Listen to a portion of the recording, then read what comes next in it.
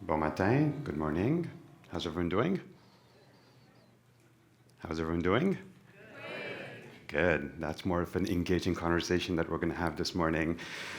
My name is Fazal, Regional Director at Export Development Canada. Fazal, Directeur Régional chez Exportation et Développement Canada. Bon matin, merci beaucoup de vous présenter ici ce matin. Just very quickly, there's a QR code right there. It's the worldly, so if anyone wants to listen to the translation in French, you'd need to scan that code and the translation will be done automatically for you to listen to the conversation in French this morning. So we're going to start off with my presentation. This morning we're here to talk a little bit about challenges and opportunities on the global market and an evolving industry of agri-food.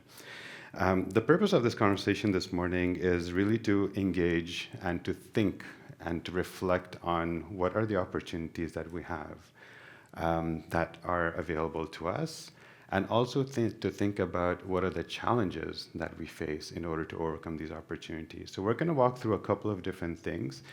You're probably going to see that my presentation is quite a bit graphs. There's less words on it. Towards the end, I put some words in there.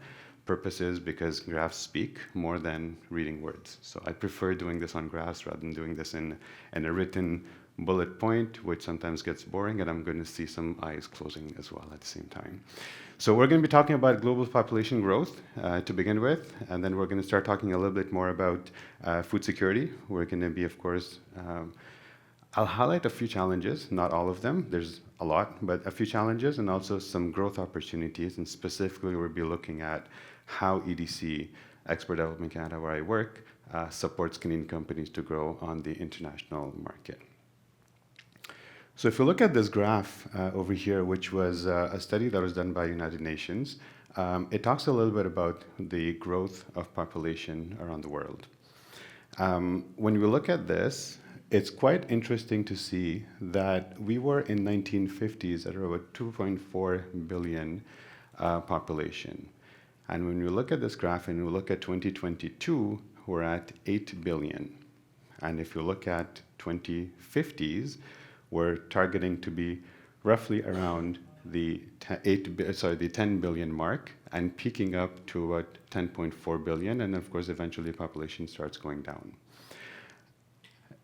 Also, what's important on this graph is when you're looking at the bottom of it, you're looking at the population, how the population is aging. So we see an increase in 25-64, we see an increase in 65 and plus, but we see a very steady population slightly declining of the younger population, which is under 15.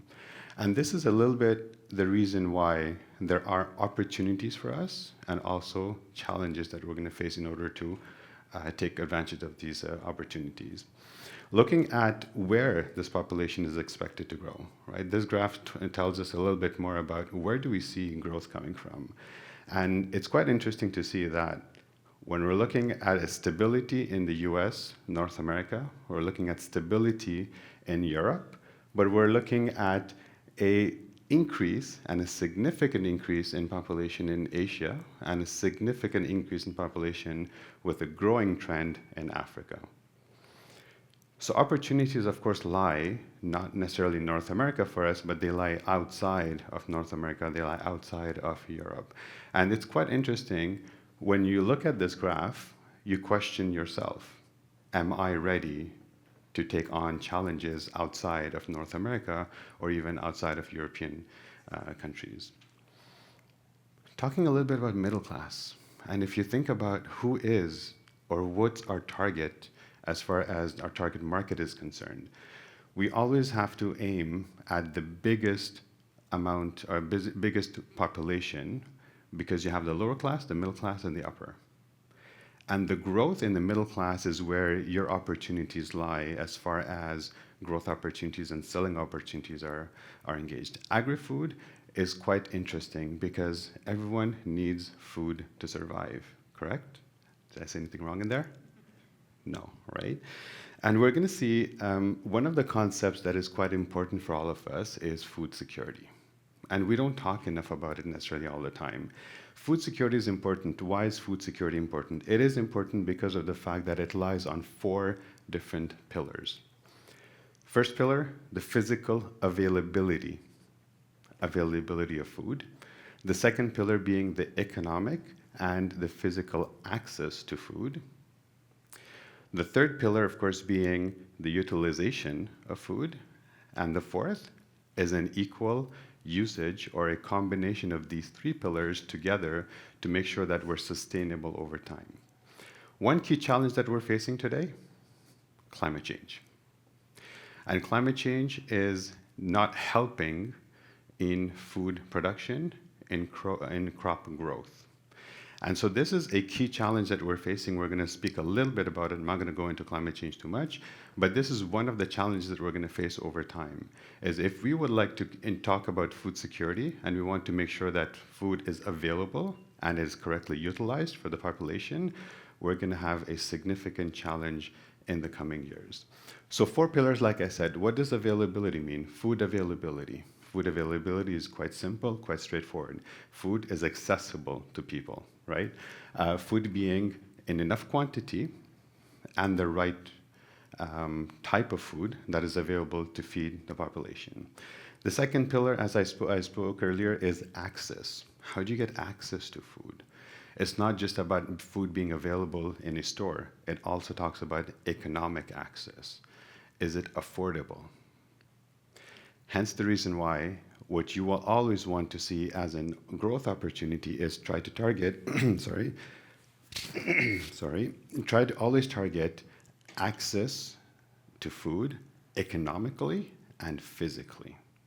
So being available in a store, but also being affordable in a store. And that's a very, very critical pillar.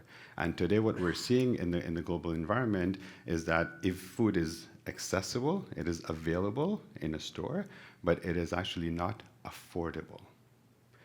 And that's where the population growth takes a hit. That's where you would always see is a decrease eventually over time in population. And this is one of the reasons why in the longer run towards the 2100s, the population as it peaks into 10.4 billion people in 2080s starts declining because food is expected to be unaffordable and population growth starts declining eventually at that time. The third pillar is utilization. How do we use food? Usage is very important. There is also a concept of wasting food. So using food in the most efficient way is what is critical. So food security, very highly based on usage. It is available, it is accessible. But by it being available, by it being accessible, am I using it in the correct manner? That's another challenge that we're going to face. It's because we don't care as much about how we're using food. There's a higher percentage of wastage. And the wastage eventually leads into food becoming more expensive and inaccessible for people in the global market. And the fourth pillar, of course, the stability. Put all of these three pillars together, brings us to the fourth pillar. It has to be stable. Food cannot be available 1 week and unavailable for the next 3 weeks. That's not stability. In that case, food security is at risk. Okay? So the stability is very, very important that it is accessible at any point in time across the year.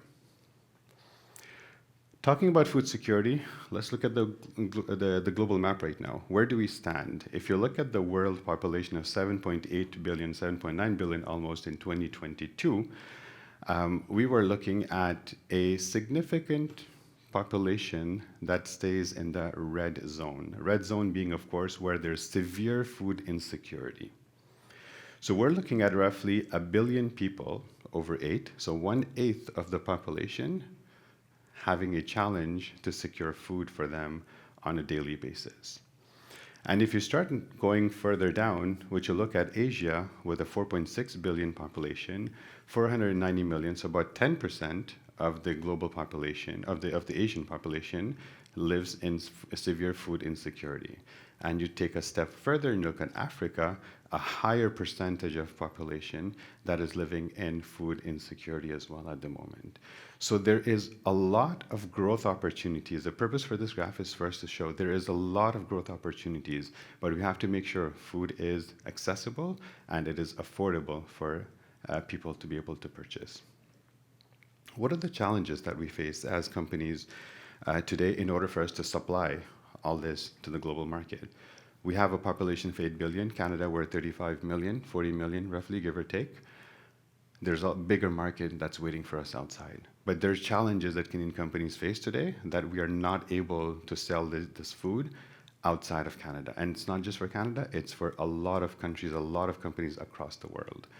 Key challenges that we face are the ones that are in bold. Innovation. A lot of companies also face another challenge, productivity. Companies face another significant challenge, it's about automation. The fourth challenge is market knowledge. Do we know where to sell? And then come, of course, all the other challenges, which could be inflation, which could be access to working capital, it could be economic factors, a lot of different challenges, of course, that surround not just the agri-food industry, but also surround all the other industries as well at the same time. Let's dive into a little bit of innovation. Some statistics numbers that are on the slide. If you look at innovation, innovation has to start from the beginning, which is from the moment that you start growing the crop, all the way till the time that your food is processed. And once the food is processed, then it's being sold on the global market or it's being sold in the local market. So Canada in itself, when we're looking at agricultural sector, which is really where the crops are being grown and of course that are being prepared to be processed, we're looking at about 1 in 8 jobs. So that's 1/8 of the Canadian population that is working in that sector. It's quite significant for Canada, the agriculture sector. And if you look at Canada is being at the moment the 5th largest global exporter of agri-food, which is quite significant as well. So we have the know-how, but what we're missing on innovation. And where is innovation playing a key factor? So if you look at the innovation in itself, when we're thinking about the global market, what do we need to do by innovating? We need to ensure that we're able to bring in new equipments, that we're able to work through various different challenges that companies are facing in order to appropriately process our grains in Canada specifically, because a lot of times what you would see is that all of our raw materials that I would call, are exported, processed, and brought back into Canada. And why is that happening? Because we're not innovating, we're not looking for processes within Canada and establishing our industries, our follow-on industries. You're starting with raw materials, but you're not processing them in Canada. So you're sending them outside of Canada.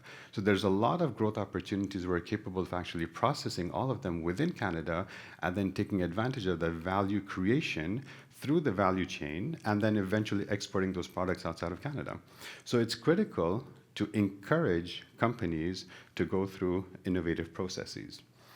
The second thing that is important for us to think about is productivity.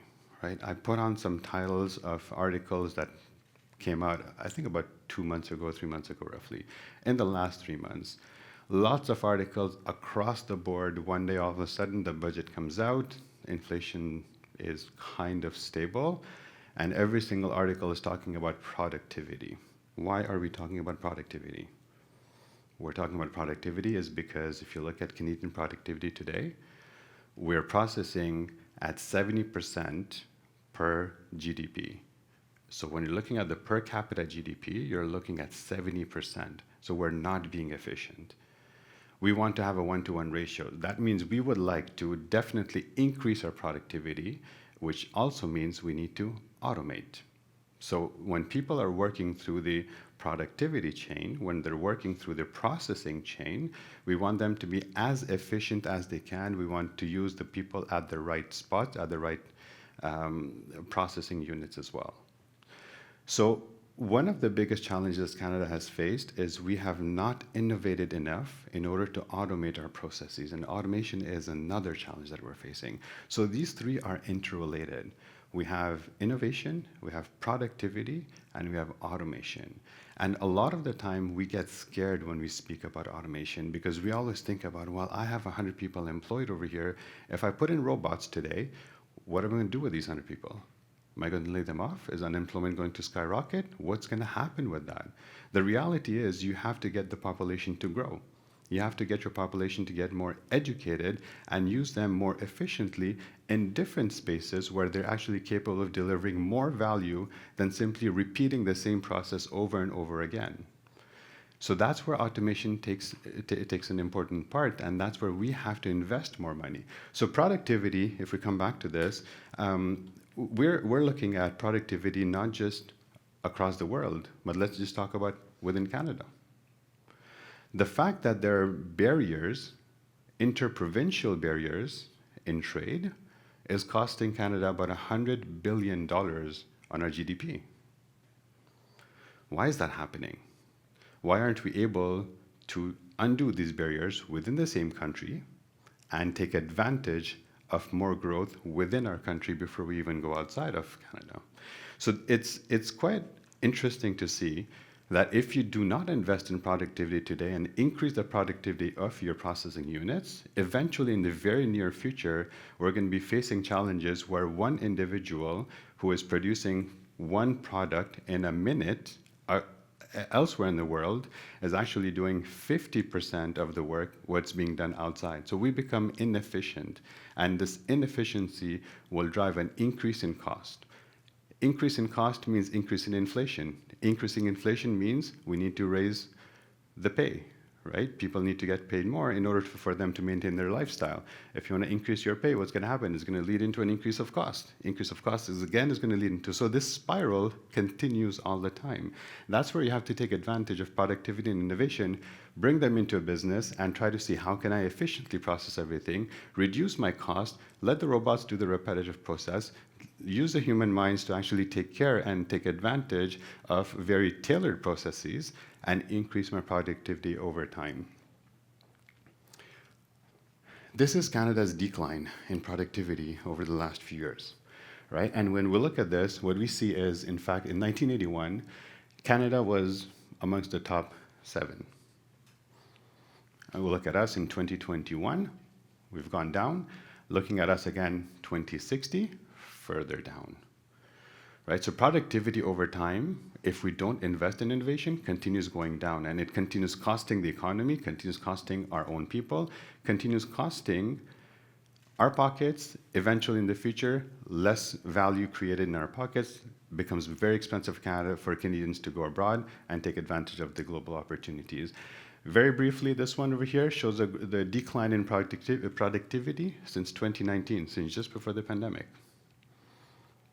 It shows a very interesting trend.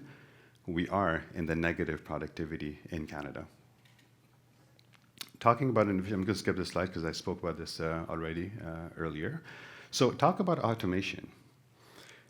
I touched on this one very briefly, and automation essentially means that we're trying to automate our processes. And when we're automating our processes, our employees are at risk, but that's not reality. The reality of automating is that we will be able to take advantage of robots, right? Again, I come back to the same point that I had before. Innovation, productivity, automation. All three of them tie in together at the same time. So automation, basically, if we compare Canada to the rest of the world, you do see that we are under the curve. And when we're looking at how many robots per 10,000 people that we have, it is quite low. But you have some of the countries that are way above the curve as well. So automation does exist in this world, and those countries do not face more unemployment than we do, right?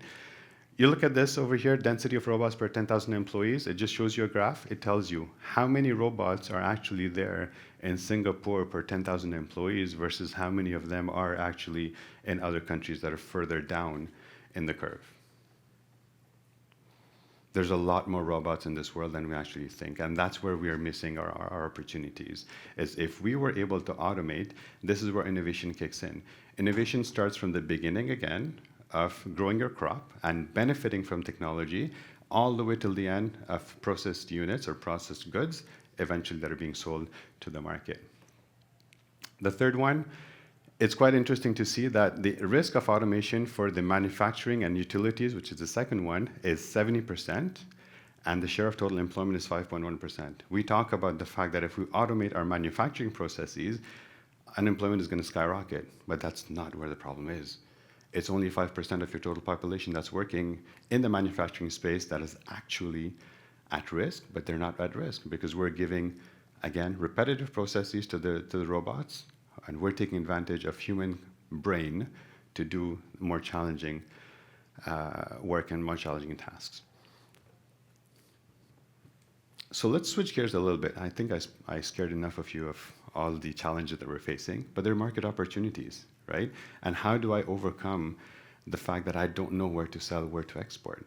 Well, Canada, as many of you are aware, we have 15 bilateral trade agreements, right? And this is where knowledge starts. If we do not know that we have trade agreements, and if we do not take advantage of these trade agreements, we're of course missing our opportunities, okay? Why is it important to export? Let's go back to the basics. Why is it important to export? You have access to a bigger market. You are more innovative because every single time a foreign buyer asks you for something different than what you sell in Canada, you're going to always try to tailor to a different market. So you're always constantly putting into your DNA of the business innovation. Third thing, diversified.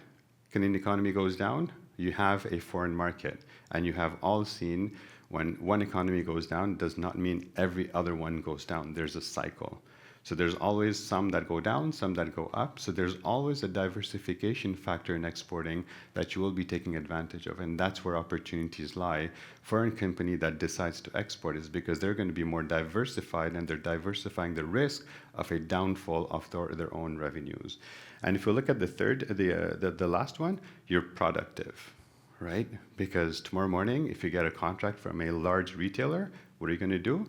You're going to say, I need to be more productive. I need to invest more in my plant. I need to be more automated. And that's where productivity kicks in. So export, in other words, encourages innovation, encourages higher productivity, and decreases your risk of declining revenues with the economy where you're actually working at the moment. Trade agreements shows you across the board all the different agreements that were signed by Canada. One that I can very briefly speak about, well, not speak about the agreement itself, but actually just point out the agreement that we have with the European Union. There was a statistic, a discussion that happened late last year, and there were some numbers that were provided. And what happened, what was actually quite interesting is we were signing the European Trade Agreement just because we wanted to increase trade with the European countries. But the inverse happened.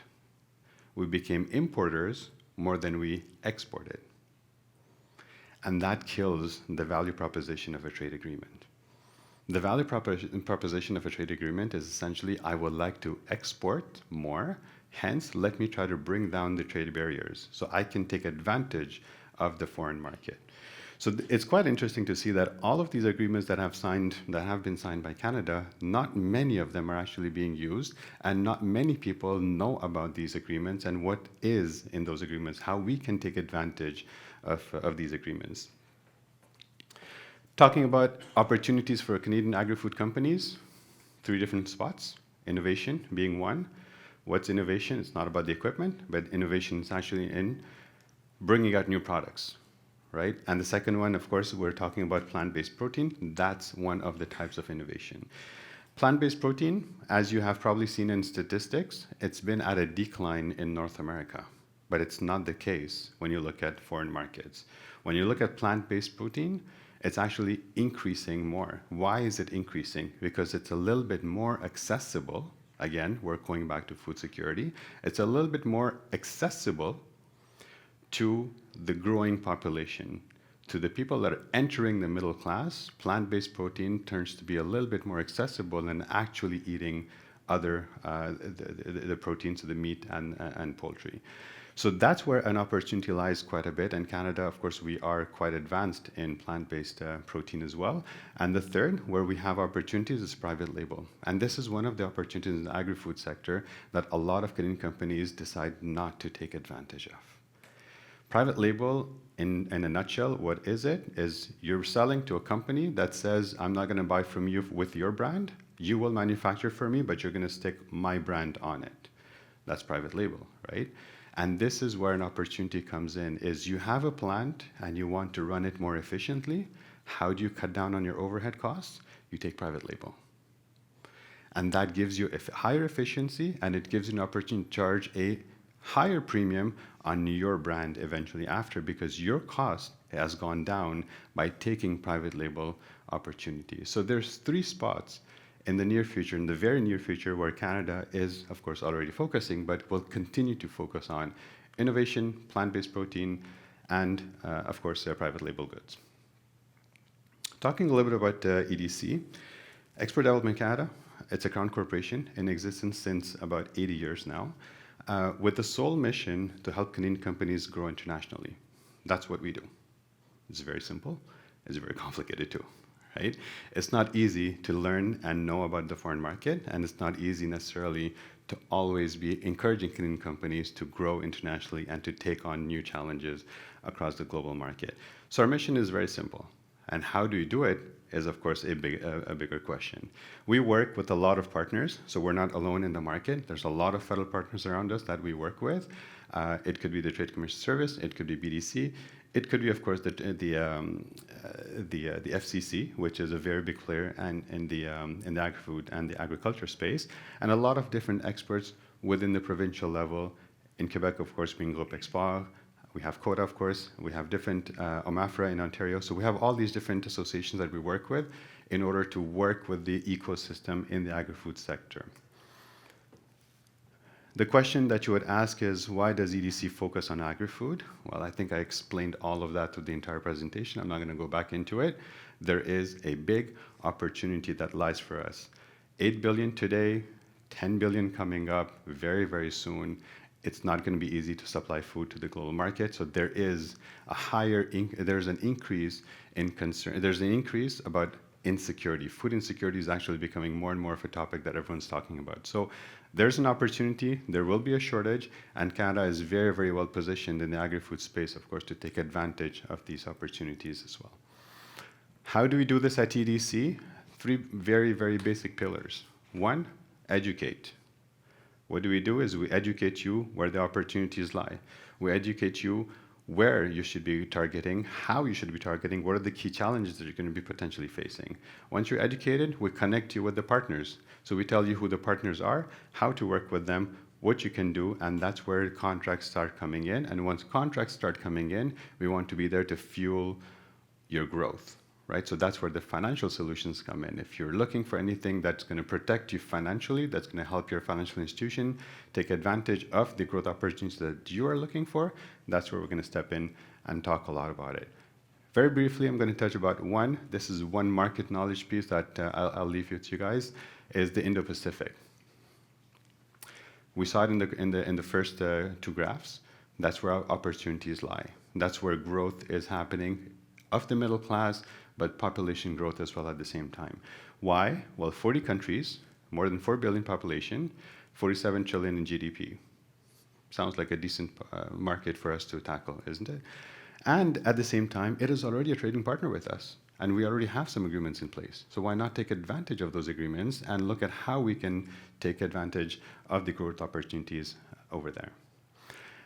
In recent months, I would say, maybe the last year at most, we've opened a lot of offices. So EDC, we have 25 offices across the world, and the purpose of these offices is for us to be connected to the foreign market and for you all to be connected to this market and bring back the knowledge to the Canadian companies so we can continue growing our business across the world.